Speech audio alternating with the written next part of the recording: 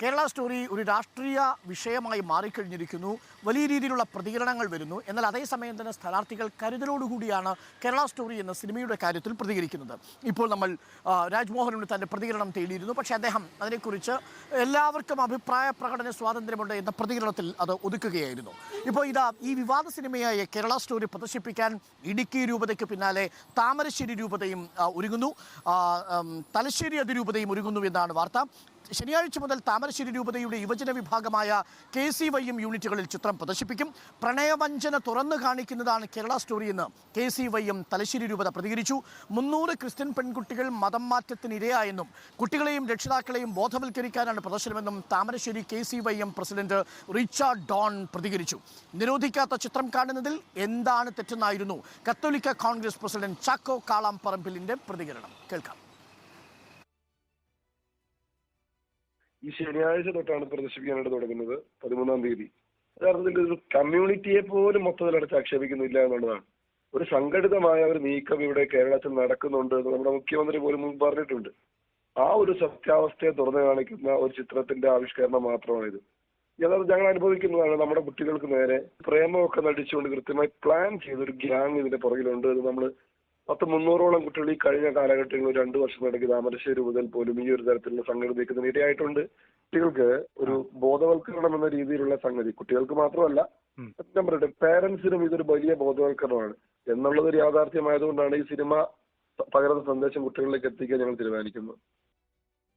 Government അംഗീകരിക്കപ്പെട്ട censor board വഴി വന്നിരിക്കുന്ന ഒരു സിനിമ, ആ സിനിമ പ്രദർശനത്തെ ആർക്കും ഇവിടെ അതിനെ സ്റ്റേ ചെയ്യും, അതിന് നിരോധനം ഏർപ്പെടുത്തി ചെയ്യാത്തക്കാലം ആ സിനിമ പ്രദർശിപ്പിക്കുന്ന നമുക്ക് എന്താ അഭിപ്രായം പറയാനാണ്?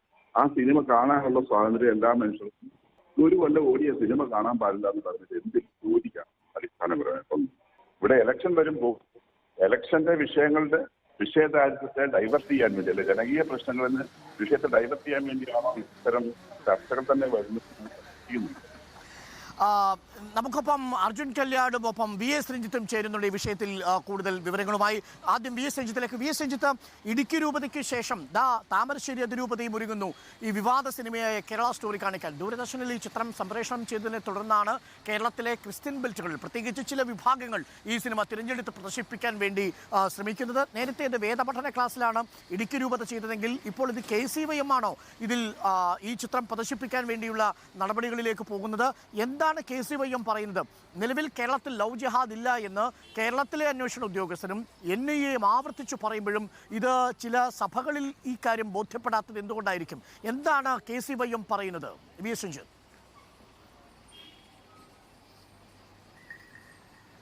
KCYM എന്ന് പറയുന്നത് കത്തോലിക്ക സഭയുടെ യുവജന വിഭാഗമാണ്. അപ്പോൾ സഭയുടെ തന്നെ അഭിപ്രായമായി തന്നെ നമുക്ക് ഇതിനെ എടുക്കാവുന്നതാണ്. കാരണം ഔദ്യോഗികമായി തന്നെ അദ്ദേഹം പറയുകയാണ് 300 പെൺകുട്ടികളെ കേരളത്തിൽ മതം മാറ്റിയിട്ടുണ്ട്, അതിന് സംഘടിതമായ നീക്കം നടത്തിയിട്ടുണ്ട്. ഈ കണക്കുകൾ എവിടെ നിന്നാണ് എന്ന് അദ്ദേഹം വ്യക്തമാക്കുന്നില്ല. ഇത് KCYMന്റെ താമരശ്ശേരി രൂപയുടെ അധ്യക്ഷൻ അദ്ദേഹത്തിൻ്റെ ഔദ്യോഗികമായ ആ പദവിയിൽ തന്നെ ഇരുന്നുകൊണ്ടാണ് പറയുന്നത് ഇത്തരത്തിൽ പെൺകുട്ടികളെ മതം മാറ്റിയിട്ടുണ്ട്, അതിനെല്ലാം ഒരേ സ്വഭാവമാണ്.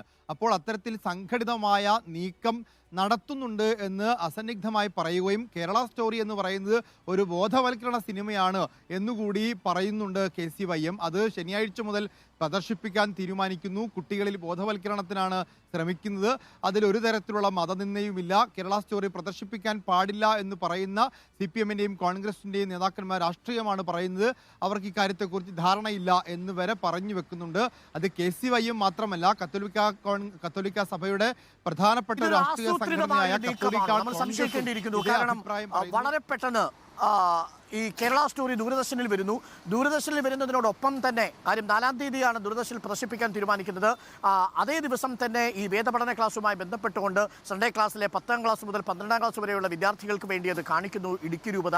ഇപ്പോൾ താമരശ്ശേരി രൂപത വരുന്നു, തലശ്ശേരി രൂപതയും പിന്നാലെ വരികയാണ്. അപ്പോൾ KCYMന്റെ നേതൃത്വത്തിൽ ഒരു ഇസ്ലാമോഫോബി തെരഞ്ഞെടുപ്പ് കാലത്ത് പടർത്താനുള്ള ഒരു നീക്കം ഇതിന് പിന്നിലുണ്ട് എന്ന് സംശയിക്കേണ്ടതുണ്ടോ?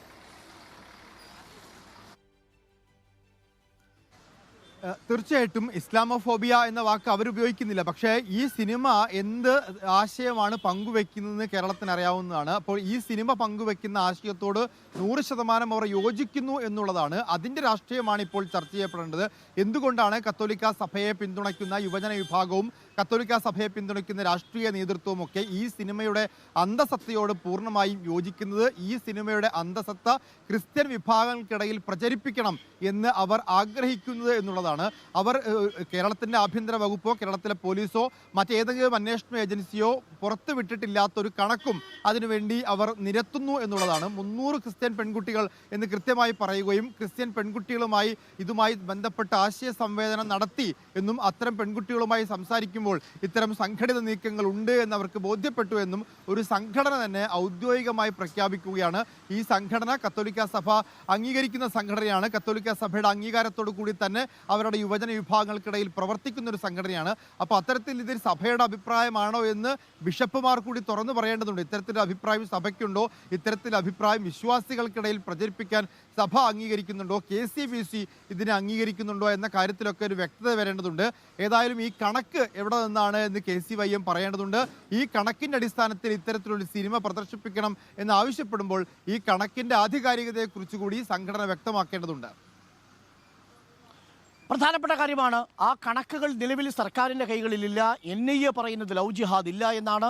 സംസ്ഥാന സർക്കാരും ലവ് ജിഹാദ് ഇല്ല എന്ന് പറയുന്നു. ഉമ്മൻചാണ്ടി സർക്കാരിൻ്റെ കാലത്തും VSൻ്റെ കാലത്തും സമർപ്പിക്കപ്പെട്ട പോലീസ് റിപ്പോർട്ടുകളിലും കേരളത്തിൽ ലവ് ജിഹാദ് ഇല്ല എന്നാവർത്തിച്ചു പറഞ്ഞിട്ടും വ്യത്യസ്ത മതങ്ങളിൽപ്പെട്ടവർ പ്രണയിക്കുന്നതിനെ ജിഹാദായും കുരിശുയുദ്ധമായിട്ടും ഒക്കെ കാണുന്നതിന് നമ്മൾ എന്താ പറയുക? നമുക്കിപ്പോൾ തലശ്ശേരി രൂപതയുടെ തീരുമാനം കൂടി നമ്മളോട് വിശദീകരിക്കാൻ അർജുൻ കല്യാട് ചേരുന്നുണ്ട്. അർജുൻ കല്യാട്, നർക്കോട്ടിക് ജിഹാദ് എന്ന് പല ബിഷപ്പ് നേരത്തെ പറയുമ്പോൾ അതിനെതിരെ പ്രതിരോധം തീർത്തിരുന്നു തലശ്ശേരിയിലെ അന്നത്തെ രൂപത. പക്ഷേ ഇന്ന് ഈ വിഷയത്തിൽ എന്താണ് തലശ്ശേരി രൂപത എടുക്കാൻ പോകുന്ന നിലപാടെന്നത് വളരെ പ്രധാനപ്പെട്ടതാണ്. ഇവിടെയും KCYM തന്നെയാണോ ഈ സിനിമയുടെ പ്രചരണത്തിനായി മുന്നിട്ടിറങ്ങുന്നത്? അർജുൻ കല്യാൺ.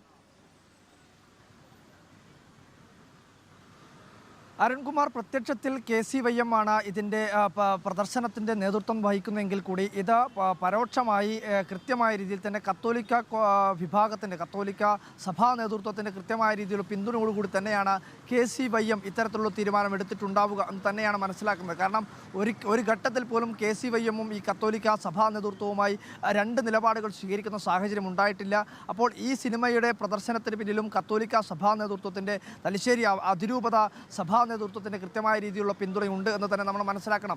നേരത്തെ അരുൺകുമാർ സൂചിപ്പിച്ചതുപോലെ പാലയിലെ നർക്കോട്ടിക് ജിഹാദ് വിവാദം ഉണ്ടായ ഘട്ടത്തിൽ ഉൾപ്പെടെ തലശ്ശേരി അതിരൂപതയുടെ പ്രധാനപ്പെട്ട സഭാ നേതൃത്വം എല്ലാം തന്നെ അതിനെതിരെ നിലപാടെടുത്തവരാണ്. പക്ഷേ ഇപ്പോൾ ഇടുക്കി അതിരൂപതയുടെ ഭാഗമായി ഇത്തരത്തിൽ കേരള സ്റ്റോറി സിനിമ പ്രദർശിപ്പിക്കാൻ തീരുമാനിക്കുകയും അതിന് പിന്നാലെ താമരശ്ശേരി രൂപത ഇതിൻ്റെ പ്രദർശനം നടത്തുമെന്ന് KCYM പ്രഖ്യാപിക്കുകയും ചെയ്ത ഘട്ടത്തിലാണ് തലശ്ശേരി അതിരൂപതയുടെ കീഴിലുള്ള KCYM കൂടി ഇത്തരത്തിലുള്ള പ്രദർശനത്തിന് തീരുമാനമെടുത്തിരിക്കുന്നത്.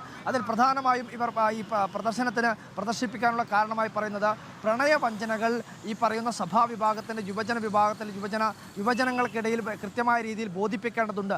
അതിനുവേണ്ടിയാണ് തങ്ങൾ ഇത്തരത്തിലുള്ള തീരുമാനമെടുത്തത് എന്ന കാര്യമാണ് ഈ തലശ്ശേരി അതിരൂപതയുടെ KCYMൻ്റെ പ്രസിഡന്റ് കൂടിയായിട്ടുള്ള അഖിൽ ചാലിൻ പുത്തൻപുരക്കൽ വ്യക്തമാക്കിയിരിക്കുന്ന അദ്ദേഹത്തിൻ്റെ പ്രസ്താവന നമുക്ക് ലഭ്യമായിട്ടുമുണ്ട്. എന്തായാലും ഇത് രാഷ്ട്രീയ നേതൃത്വം എന്തിനാണ് ഈ രാഷ്ട്രീയ നേതൃത്വം ഈ സിനിമയെ ഭയപ്പെടുന്നത്? ഈ സിനിമ കൃത്യമായ രീതിയിലുള്ള സന്ദേശം യുവജനങ്ങൾക്ക് നൽകുന്നുണ്ട്.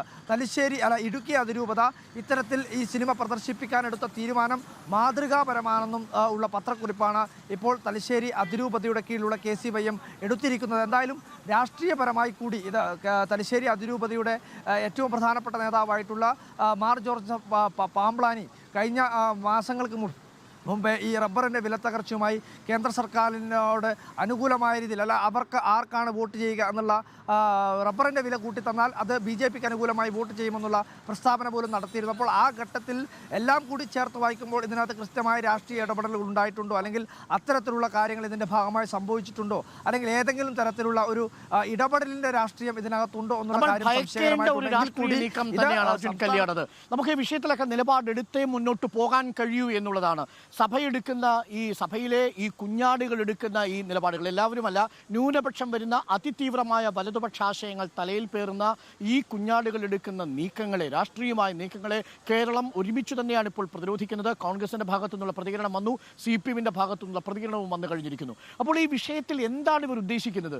നിങ്ങൾ എത്രയെത്ര അകലെ നടാൻ തീരുമാനിച്ചാലും മാവും പ്ലാവും ഒക്കെ തമ്മിൽ പരസ്പരം വേരുകളാൽ ചുറ്റപ്പെട്ടിരിക്കുന്ന ഒരു നാടിൻ്റെ പേരാണ് സാർ കേരളം. അങ്ങനെ നിങ്ങൾ പരസ്പരം അടുക്കുമെന്ന് ഭയന്ന് രണ്ടു മരങ്ങളെ മാറ്റി മാറ്റി നിങ്ങൾ തൈകൾ നട്ടാൽ ആ തൈകൾ വളർന്നു വരുമ്പോൾ അവർ ഭൂമിക്കടിയിലൂടെ പരസ്പരം വേരുകളാൽ പരസ്പരം പുണരുന്ന കാഴ്ച നിങ്ങൾ കാണേണ്ടി വരും. ലോക ചരിത്രം അങ്ങനെ പുണർന്നവരാലാണ് സൃഷ്ടിക്കപ്പെട്ടിരിക്കുന്നത് എന്നത് ഈ സഭയിലെ വിശ്വാസികൾ കൂടി മനസ്സിലാക്കുന്നത് നന്നായിരിക്കും. ട്രൂ കേരള സ്റ്റോറി ഇതല്ല എന്നത് കണക്കുകൾ ആവർത്തിച്ചു പറയുമ്പോഴും ആ കണക്കുകളെ തെറ്റായി വ്യാഖ്യാനിച്ച് ഈ പൊതുസമൂഹത്തെ മലീമസമാക്കാൻ ഇറങ്ങിത്തിരിച്ചിരിക്കുന്ന ചെന്നായുടെ വേഷമിട്ട ആട്ടിൻ കുഞ്ഞുങ്ങളെ കണ്ട് നമ്മൾ തിരിച്ചറിയേണ്ടതുണ്ട് എന്ന് മാത്രമേ ഈ ഘട്ടത്തിൽ നമുക്ക് പറയാനുള്ളൂ. ഇത്